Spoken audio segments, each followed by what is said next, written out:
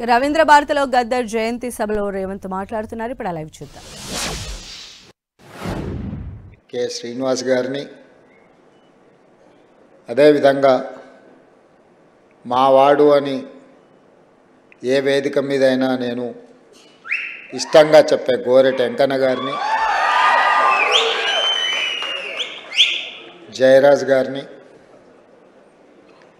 ఇతర మిత్రులందరినీ, గద్దరాన అభిమానులందరినీ ఆహ్వానించి ఒక మంచి కార్యక్రమాన్ని ఏర్పాటు చేశారు. ఈ కార్యక్రమం వారి కుటుంబ సభ్యులు విమలక్క గారు, మా ఆడబిడ్డ వెన్నెల గారు, వారి కుటుంబం అంతా కూడా ఎంతో కోల్పోయి చాలామందికి కుటుంబంలో గొప్ప పేరు కుటుంబ పెద్దకు వస్తే ఆ కుటుంబాలకు ఎంతో ప్రయోజనం చేకూరుతుంది. కానీ గద్దరన్నకు గొప్ప గుర్తింపు గౌరవం రావడంతో గద్దరన్న కుటుంబం సర్వం కోల్పోయింది. ఏ రోజు కూడా వాళ్ళు నాకు తెలిసి కంటి నిండా నిద్రపోయిందో, కడుపు నిండా బుక్కడు బువ్వ తిన్న రోజులు ఉన్నాయో లేవో నాకైతే తెలీదు. ఎందుకంటే ఆయన కుటుంబానికంటే ఈ సమాజమే నా కుటుంబం అని, సమాజంలో ఉన్న సామాజిక సమస్యల్ని పరిష్కరించాలి, ఈ సామాజిక సమస్యల మీద తను పోరాటం చేయాల్సిన బాధ్యత ఉంది అని చెప్పి నిరంతరం వారు ప్రజా జీవితంలోనే ముందుకు వెళ్ళిండ్రు.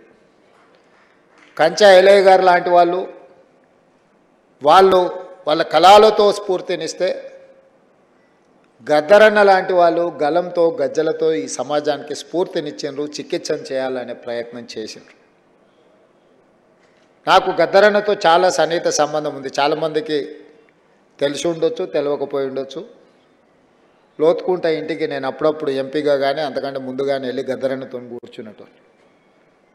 ఎప్పుడైనా నిరాశ నిస్పృహ కలిగినప్పుడు గత 10 సంవత్సరాలు రాజకీయపరమైన కార్యక్రమాలు, ప్రభుత్వాల నిర్బంధాలు ఇబ్బందికరంగా లేకపోతే ఒంటరిగా భావించినప్పుడు నేను అప్పుడప్పుడు గద్దరన్న దగ్గర వెళ్ళి కూర్చునేటోని, మాట్లాడేటోని.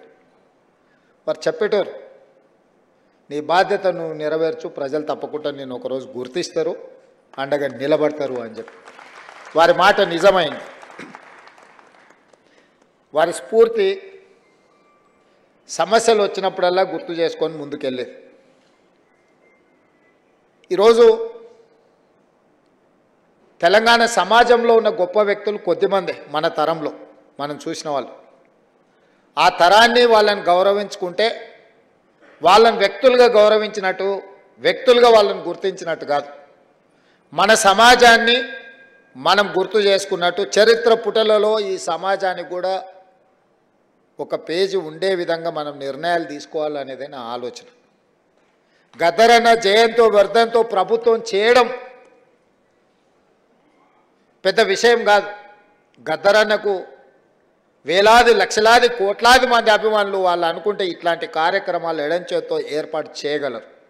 కానీ ప్రభుత్వం ఒక గొప్ప వ్యక్తిని గుర్తించడం, కీర్తించడం ద్వారా భవిష్యత్ తరాలకు ఒక సాంప్రదాయాన్ని ఇవ్వాలన్న ఆలోచనతోని గద్దరన్న జయంతి వర్ధంతులను ప్రభుత్వం అధికారికంగా నిర్వహించడమే కాదు, వారిలో ఉన్న కవి కావచ్చు, గాయకుడు కావచ్చు, పోరాట యోధుడు కావచ్చు, ఈ సమాజానికి స్ఫూర్తి ఇచ్చిన నాయకుడుగా వారి పేరు మీద ఒక అవార్డు ఉంటే సంవత్సరానికి ఒకసారి వారిని గుర్తు చేసుకోవడానికి, కీర్తించుకోవడానికి గద్దర్ అవార్డులను ప్రకటించి ఖచ్చితంగా అమలు చేయాలి.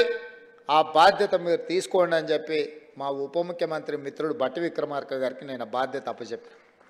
ఎందుకంటే బాధ్యత తీసుకున్న వాళ్ళు కూడా దాన్ని బాధ్యతాయుతంగా నిర్వహించినప్పుడే ఆ పనికి ప్రాధాన్యత ఉంటుంది. అదేవిధంగా వారు చనిపోయినప్పుడు నాకు బాగా గుర్తుంది. నేను ఎక్కడో ఉన్నా, గద్దరన్న ఆరోగ్యం విషమించింది అని చెప్పి టీవీలలో వస్తే నేను ఒక ఫోన్ చేసి అక్కడ హాస్పిటల్ వాళ్ళని అడిగిన, ఏంది పరిస్థితి అని. లేదండి, వారు తుది శ్వాస విడిచిండ్రు, మేము అధికారికంగా ప్రకటించడానికి మాకు ఇంకా కొన్ని కార్యక్రమాలు ఉన్నాయి అని చెప్పాను. హుటాహుటి నా కార్యక్రమం రద్దు చేసుకొని అమీర్పేట హాస్పిటల్కి నేను అక్కడికి వెళ్ళిన. అక్కడికి వెళ్తే సూర్యం కుటుంబం దుఃఖంలో ఉండ్రు. కొద్దిమంది అభిమానులు, ఎందుకంటే ఆ వార్త ఎవరికి పెద్దగా చేరలేదు. ఆనాటి ప్రభుత్వం పోలీసులను దించిండ్రు, పోలీసు వాహనాలు అన్నీ వచ్చినాయి, రోడ్లు క్లియర్ చేస్తుండ్రు.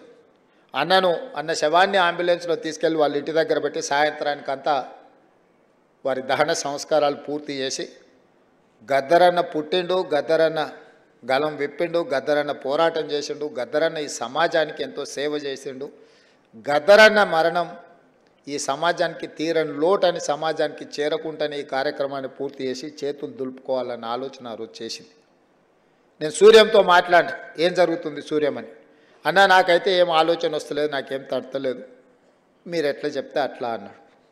సరే మంచిది ఉండని నేను ఎంబడే కమిషనర్ గారికి వీళ్ళకి అధికారులకు మాట్లాడుతూ కూడా, లేదు సార్ వారి ఇంటికి తీసుకెళ్ళి సాయంత్రాన్ని రాత్రి లోపల దహన సంస్కారాలు చేయాలని అప్పుడు నిర్ణయించుకొని సూర్యంకు చెప్పి, లేదు గద్దరన్న ఒంటరి కాదు, గద్దరన్న ఒక్కడు కాదు, గద్దరన్నకు మనం అందరం ఉన్నాం, గద్దరన్న ఈ తెలంగాణ సమాజం 4 కోట్ల ప్రజలకు సందర్శనార్థం. ఎన్టీ రామారావు గారు చనిపోయినప్పుడు ఎల్బీ స్టేడియంలో ప్రజల సందర్శనార్థం పెట్టినప్పుడు, గద్దరన్న మరణించినప్పుడు ఎల్బీ స్టేడియంలో ఎందుకు ఈ తెలంగాణ సమాజానికి, ఆయన అభిమానులకు, దేశంలో ఇతర రాష్ట్రాలు ఇతర భాషల వాళ్ళు ఎంతోమంది గద్దరన్నను అభిమానించే వాళ్ళు ఉన్నారు, వాళ్ళందరి సందర్శనార్థం ఎల్బీ స్టేడియంలోనే గద్దరన్న ప్రజలకు అందుబాటులో పెట్టాలి, చివరి చూపు ప్రజలకు అందించాలి అని చెప్పి నేను బండి ముందర నా బండి పెట్టి గద్దరన్న అంబులెన్స్ని ఎల్బీ స్టేడియం వైపు తిప్పుకొని వచ్చిన ఆ రోజు. ఇక్కడనే వేదిక మీద మా మిత్రుడు కాలేజీ సహచరుడు పృథ్వీ ఉన్నాడు, దయాకర్ ఉన్నాడు. నేను చెప్పిన పృథ్వీ, ఏదేం జరిగినా గద్దరన్న ప్రజల సందర్శనార్థం ఎల్బీ స్టేడియంలో మనం పెట్టాల్సిందే, ఆ గేట్లు తెరవాల్సిందే అని. ప్రభుత్వం గేట్లకు తాళాలు వేసి పెట్టింది లోపలికి వెళ్ళకుండా. నేను కమిషనర్ గారికి చెప్పిన, గౌరవంగా మీరు తెరిస్తే మీకు గౌరవం ఉంటుంది, లేకుంటే గేట్లు బద్దలైతాయి, అనవసరంగా దీన్ని రాద్ధాంతం చేయకండి అని చెప్పిన. నేను ఆ రోజు పార్టీ అధ్యక్షుడిని, నేను ఆ రోజు పార్లమెంట్ సభ్యుని, ప్రజాప్రతినిధిగా నేను చెప్తున్నా, ప్రజల యొక్క అభిప్రాయం చెప్తున్నా, మీరు గౌరవించాల్సిందే అని.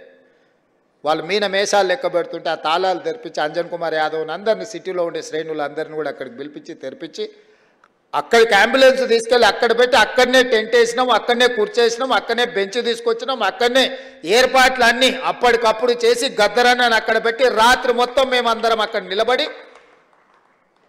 తెల్లారి ప్రజలందరూ లక్షలాది మంది వచ్చి గద్దరన్నను చివరి చూపు చూసి ఆయనతోని వాళ్ళకున్న అనుబంధాన్ని, మధుర స్మృతులను గుర్తు చేయడమే కాకుండా కవులు, ఆయన స్ఫూర్తితోని కవులు, కళాకారులుగా, గాయకులుగా రాణించిన వాళ్ళందరూ ఆయనకు నివాళులు అర్పించడానికి వాళ్ళు పాడిన పాట, అక్కడి నుంచి మేము పాదయాత్రలో వారి చివరి శవయాత్రలో మేమందరం నడుచుకుంటూ పాల్గొని, ఒక వీరుడు మరణించిన ఆ స్ఫూర్తి మనలో ఉంటుంది అని చెప్పి ఆ రోజు వేలాది లక్షలాది మంది ఆ చివరి అంతిమయాత్రలో పాల్గొని గద్దరన్న దహన సంస్కారాలు నిర్వహించింది. ఒక గొప్ప వ్యక్తి సమాజానికి స్ఫూర్తినిచ్చి లక్షలాది మంది యువకులను సమాజాన్ని పట్టి పీడిస్తున్న సమస్యల మీద పోరాటాన్ని అందించిన, స్ఫూర్తినిచ్చిన గొప్ప సిద్ధాంతకర్తగానే గద్దరన్నను చూడాలి. ఆ సిద్ధాంతం నాకు నచ్చిందా నచ్చలేదా, సిద్ధాంతంతో నేను విభేదించినా లేకపోతే అనుకూలించిన అనే చర్చ కాదు. గద్దరన్న ఒక సైద్ధాంతిక కట్టుబాటుతో వారు జీవితం చివరి వరకు, ఆఖరి రక్తం బట్టు వరకు, చివరి శ్వాస వరకు వారు కొనసాగించారు. మనం విభేదించి ఉండొచ్చు, విభేదించినంత మాత్రాన ఆ సిద్ధాంతం ఉండకూడదన్న ఆలోచన ఎవరికైనా వస్తే అది తప్పు.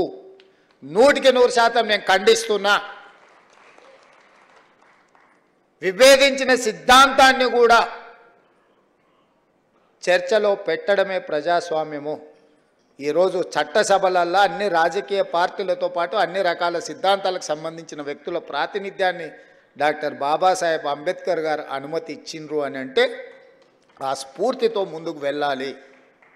అందుకే కేంద్ర ప్రభుత్వం పద్మభూషణ్, పద్మశ్రీ అవార్డులను ప్రకటించాలని రాష్ట్ర ప్రభుత్వాన్ని తెలియజేసినప్పుడు వ్యక్తిగా కాదు, తెలంగాణ రాష్ట్ర ప్రభుత్వంగా, ఈ భారతదేశం యూనియన్ ఆఫ్ స్టేట్స్, ఏ ఒక్క వ్యక్తి యొక్క రాజ్యం కాదు, రాజ్యాధికారం కాదు. ప్రజలు ఎన్నుకున్న ప్రజా ప్రభుత్వాలు, రాష్ట్ర ప్రభుత్వాలు కూడితేనే కేంద్ర ప్రభుత్వం. రాష్ట్రాలుగా ఎవరికి వాళ్ళం విడిపోతే కేంద్రం అనేది మిథ్య, కేంద్ర ప్రభుత్వం అనేది మిథ్య. ఆ వ్యక్తులు గుర్తుపెట్టుకోవాలి. రాష్ట్రాల కలయికనే కేంద్రము ఈ దేశం.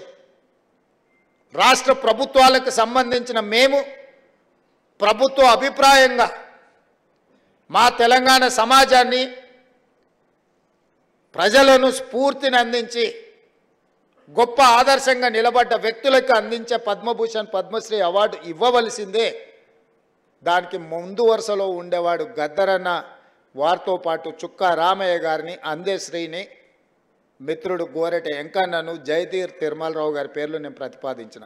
ఇందులో ఏ ఒక్కరూ మా పార్టీ కార్యకర్త కాదు, నాయకుడు కాదు, కాంగ్రెస్ పార్టీ సంబంధం లేనోళ్ళు. మిత్రుడు గోరెట వెంకన్న ఇప్పుడే చెప్పాడు.